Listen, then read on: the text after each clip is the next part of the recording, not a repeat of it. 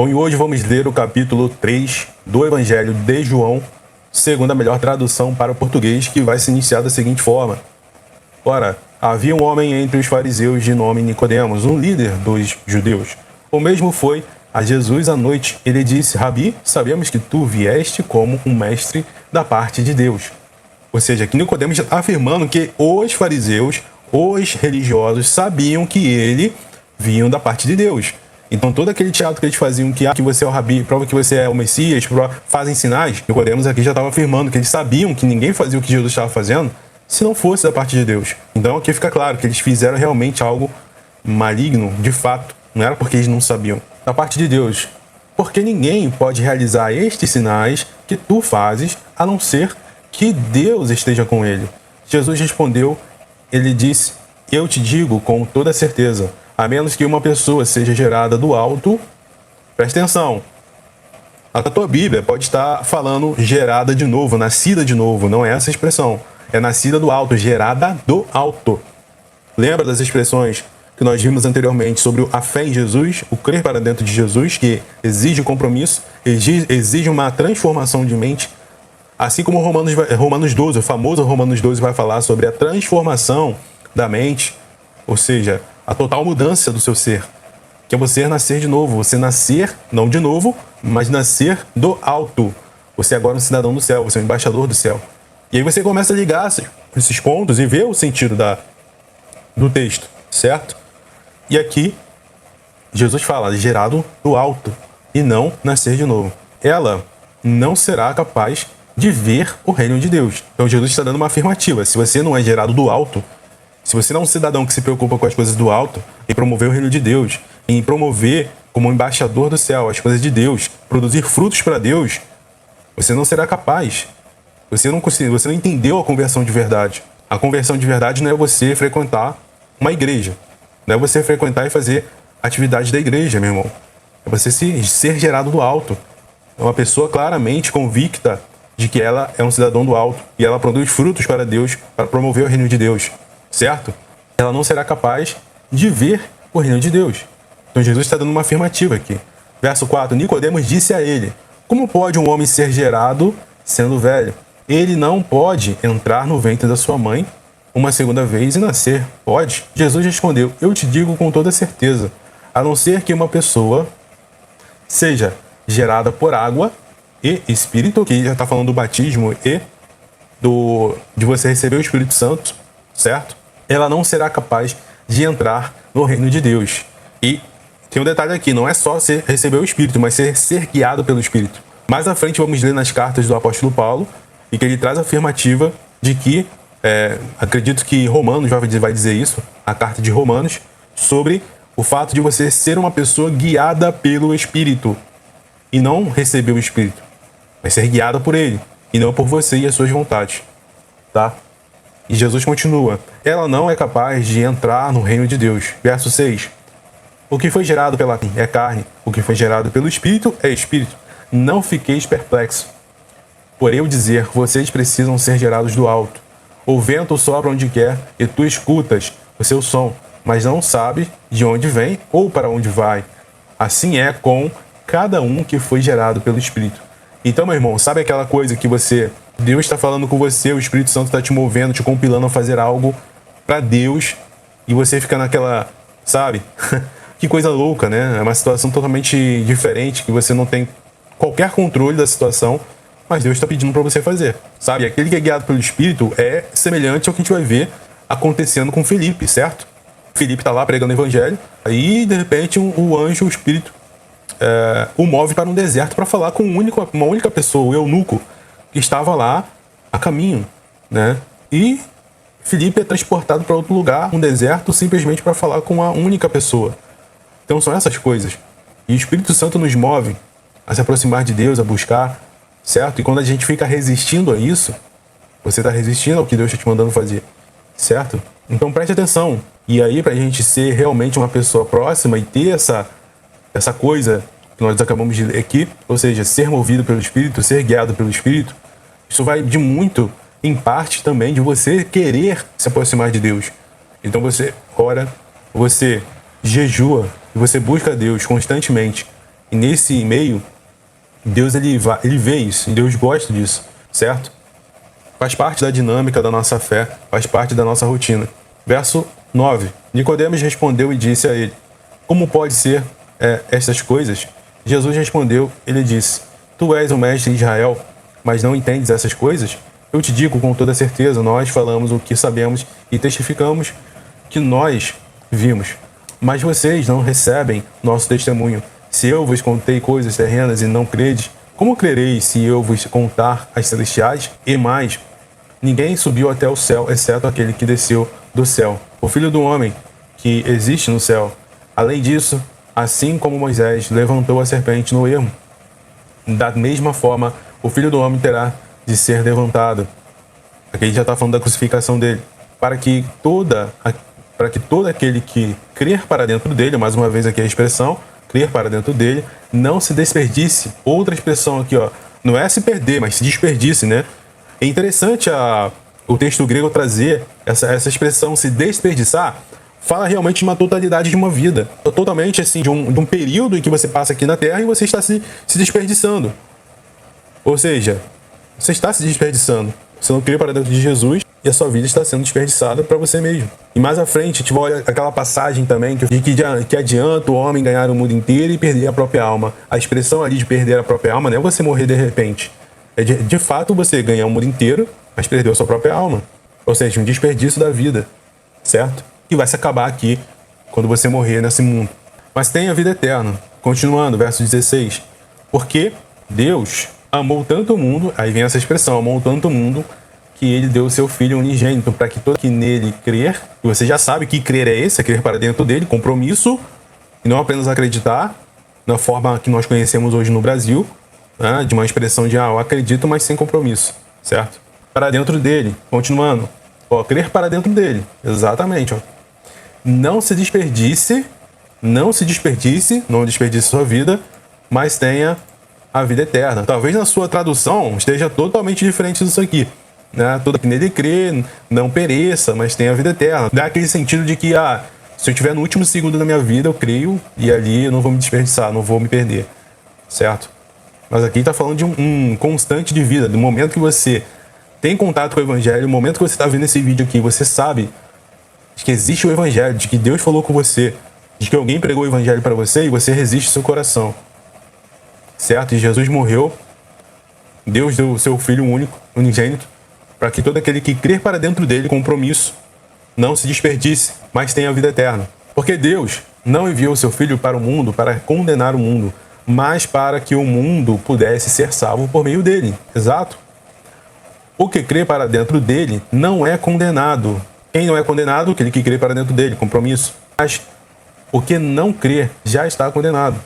E esse não crer aqui também envolve aquela pessoa que só é simpatizante. Ela não tem compromisso com Deus, ela não é de Deus, ela não quer saber de nada, não quer saber de produzir os frutos. Porque a fé sem obras é morta, como o Tiago vai dizer. A fé sem obras é morta. Não existe essa fé separada sem obras. Não existe, irmão. Isso, como o Tiago também vai dizer, no mesmo contexto, é enganar a si mesmo. É você enganar a si mesmo como religioso. Certo? E ele, no capítulo 1, Tiago ainda vai dizer a religião. O que seriam esses frutos? A religião que é pura e imaculada diante de Deus e nosso Pai é esta: tomar a causa do órfão e da viúva em suas tribulações. Tem tudo a ver com amor ao próximo, na prática, e não só no falar. E isso está envolvendo até pessoas dentro da igreja, tá? Isso aqui vale para cristão também. Então, infelizmente, tem muito cristão caindo, achando que viver uma vida cumprindo tarefa é uma vida de compromisso com Deus, é um crer para dentro de Jesus. Preste atenção, meu irmão. Vigie e ore, porque sua decepção pode ser grande, certo? Pode ser muito grande, porque te ensinaram a cultura cristã no Brasil que se dissemina por aí é uma fé totalmente superficial, que não tem compromisso algum, é simplesmente fazer parte de um grupo de pessoas, certo? Mas onde está o compromisso? Isso é no íntimo de cada um. Só Deus sabe que eu fiz, só Deus sabe que você está fazendo, certo? Desse compromisso com Ele, que é produzir os bons frutos, certo? Então, preste atenção, porque você pode estar entrando como um falso religioso, um simpatizante. E não é isso que Deus quer. A fé para dentro de Jesus, pela qual Jesus morreu, e você não vai desperdiçar a sua vida, e você terá o reino eterno, o reino de Deus, entrará no reino de Deus, é esse tipo de fé, certo? Então você percebe como uma tradução adequada traz um melhor entendimento para a gente, certo? Verso 18, o que crê para dentro dele não é condenado, mas o que não crê já está condenado, porque não tem crido. Interessante, não tem crido. A pessoa ouve o evangelho várias vezes e ela não tem crido. Não tem compromisso, meu irmão. Não tem crido para dentro do nome do unigênito Filho de Deus. Olha que interessante, a pessoa não tem crido, é uma permanência da sua vida daqui até o fim da sua vida. É permanecer crendo, compromisso, ouvir e obedecer, tudo que a gente já falou até aqui. Se você não viu os outros vídeos, volte lá. E é isso. Não tem para onde correr. Não existe outra opção. Porque não tem crido para dentro do nome do unigênito Filho de Deus. Ora, esta é a base da condenação. Qual é a base da condenação? Que a luz veio para o mundo, mas as pessoas amaram a escuridão, ao invés da luz, porque suas ações eram as ações malignas. Como a pessoa ama o mundo, as ações são malignas. E você acha que uma ação maligna é só aquilo que a gente entende hoje na nossa moral como maligno? Roubar, matar, fazer essas coisas? Nada disso. É tudo que a Bíblia está falando que é maligno. Só o fato de você não ter um compromisso, uma fé para dentro de Jesus, que envolve compromisso de obediência, de exercer a fé, como o Tiago vai dizer, a verdadeira religião pura e imaculada diante de Deus é o quê? Como a gente já falou aqui. Envolve ação. A fé sem obras ela é morta. E do mesmo o contrário, você ser omisso, o não fazer, ser inadimplente ou ações malignas, levam para onde? Essa é a condenação. O que você recebe são obras, o que essas obras fizeram, obras para a morte. Porque todo aquele que pratica o mal odeia a luz e não vem para a luz, para que suas ações não sejam expostas. Mas todo aquele que verdade faz, a verdade vem para a luz, para que suas ações possam ser claramente vistas, que são realizadas com Deus. Você compreendeu agora? O que é a fé que Deus exige de nós? É totalmente diferente do que é pregado por aí, em muitas igrejas, infelizmente, e tem distorcido a mentalidade do povo cristão brasileiro de que o que é a fé. Você compreendeu agora? Mas todo aquele que faz, olha como está escrito aqui, todo aquele que faz, é fazer a verdade, em espírito e em verdade, obras, vem para a luz, para que suas ações possam ser claramente vistas, que são realizadas com Deus. E aqui a gente pode encaixar aquele trecho, aquele versículo que também vai dizer: sou eu que realizo em vocês o quê? O querer e o realizar. O Espírito Santo que envolve em nós o querer realizar essas obras e o fazer. Ele que nos compila, porque você está na luz, certo? E isso só é possível, meu amigo, se você tem um coração puro, uma fé sincera e uma consciência limpa. Se você não tem um coração puro, uma fé sincera e uma consciência limpa, provavelmente você não vai alcançar, certo? Porque Deus conhece o nosso coração. Após essas coisas, Jesus, com seus discípulos, foi para o interior da Judéia. E lá ele passou um tempo com eles e batizou. Ora, João também estava batizando em Enom, perto de Salém, porque havia muitas águas ali. E pessoas estavam vindo e se batizando, porque João ainda não havia sido jogado na prisão. Aí alguns dos discípulos de João tiveram uma discussão com um certo judeu sobre a purificação. Então vieram a João e lhe disseram: Rabi, aquele que estava contigo do outro lado do Jordão, sobre que tu testificaste, bem, e ele está batizando por aí, e todos estão influindo até ele, no caso de Jesus, né? João respondeu e disse: uma pessoa nada pode receber a não ser que isto lhe foi dado do céu. Vocês mesmos, aqui tem uma afirmação forte, né? Aquilo que foi dado do céu. Vocês mesmos podem testificar que eu disse: eu não sou o Cristo, mas fui enviado à sua frente. Aquele que tem a noiva é o noivo, mas o amigo do noivo, que fica por perto e o ouve, tem grande alegria na voz do noivo. Então, esta minha alegria se cumpriu. Ele tem que crescer, mas eu tenho que diminuir. Aquele que vem do alto é sobre todos. Aquele que é da terra é terreno e fala de coisas da terra. Aquele que vem do céu é sobre todos. E do que ele viu e escutou, ele testifica, mas ninguém recebe o seu testemunho.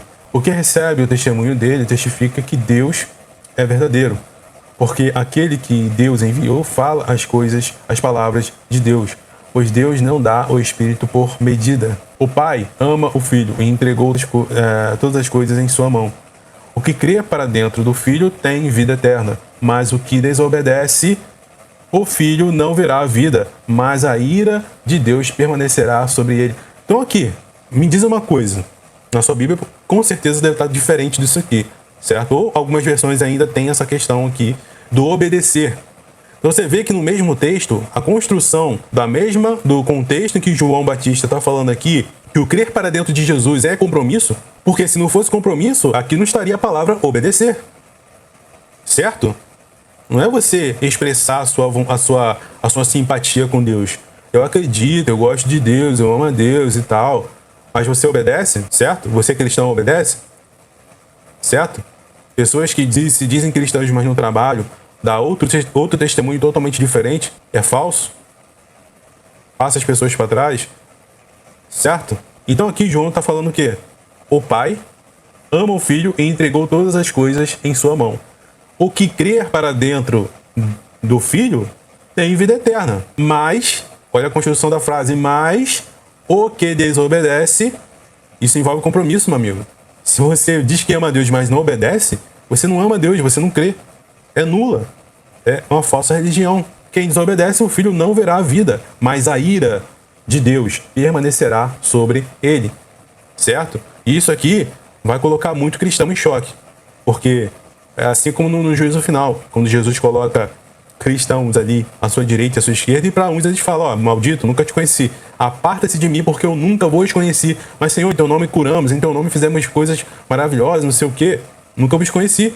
Pessoas que não obedecem, não têm um compromisso, elas seguem Deus aos moldes dela, elas seguem Deus aos moldes que ela acha que Deus quer, assim como Saul. Você criou uma forma diferente de servir a Deus, e não o que Deus mandou você fazer.